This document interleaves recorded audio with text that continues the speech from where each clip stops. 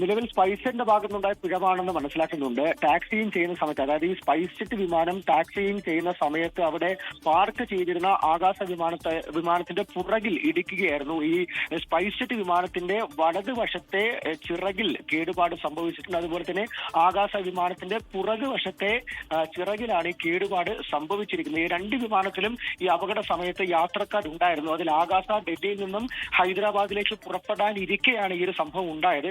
ഇങ്ങനെ ഒരു അപകടം ഉണ്ടായതിന് പിന്നാലെ തന്നെ രണ്ട് വിമാനത്തിൽ നിന്നും യാത്രക്കാരെ പുറത്തേക്ക് ഇറക്കിയിട്ടുണ്ട്. അവരെല്ലാവരും സുരക്ഷിതരാണ്, ആർക്കും പരിക്കില്ല എന്നുള്ള കാര്യം കൂടി ഇപ്പോൾ എന്തായാലും സ്ഥിരീകരിക്കുന്നുണ്ട്. അത് ആകാശ കമ്പനി അധികൃതരും അതുപോലെ തന്നെ സ്പൈസ്ജെറ്റ് കമ്പനി അധികൃതരും ഇപ്പോൾ എന്തായാലും ഈ കാര്യം വ്യക്തമാക്കിയിട്ടുണ്ട്. ആർക്കും പരിക്കില്ല എന്നുള്ള കാര്യം, എല്ലാവരും സുരക്ഷിതമായി തന്നെ വീണ്ടും വിമാനത്താവളത്തിലേക്ക് മാറ്റിയിട്ടുണ്ട് എന്നുള്ള കാര്യം പറയുന്നുണ്ട്. പകരം വിമാന സർവീസ് ഏർപ്പാടാക്കി നൽകും എന്നുള്ള കാര്യം കൂടി പറയുന്നുണ്ട്. ഇപ്പോൾ ഈ അപകടം സംഭവിച്ചിരിക്കുന്ന രണ്ട് വിമാനങ്ങളും ആകാശയുടേത് ബോയിങ് 737-800 മാക്സ് ആണ്, അതേപോലെ തന്നെ സ്പൈസ്ജെറ്റിന്റേത് ബോയിങ് 737-700 ആണ്.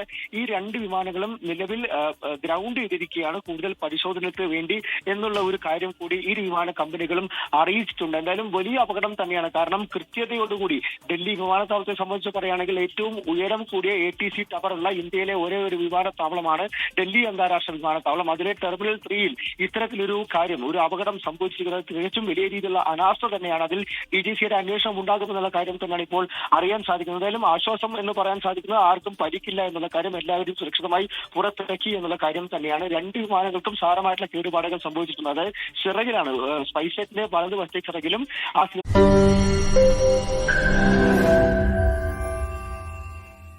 ലോകത്തെവിടെയായാലും ഏത് സമയത്തും 24 വാർത്തകളും ഓഗ്മെന്റഡ് റിയാലിറ്റി പാക്കേജുകളും എക്സ്പ്ലെയിനറുകളും വിശദമായി കാണാൻ ഞങ്ങളുടെ യൂട്യൂബ് ചാനൽ നിങ്ങൾക്ക് സബ്സ്ക്രൈബ് ചെയ്യാം.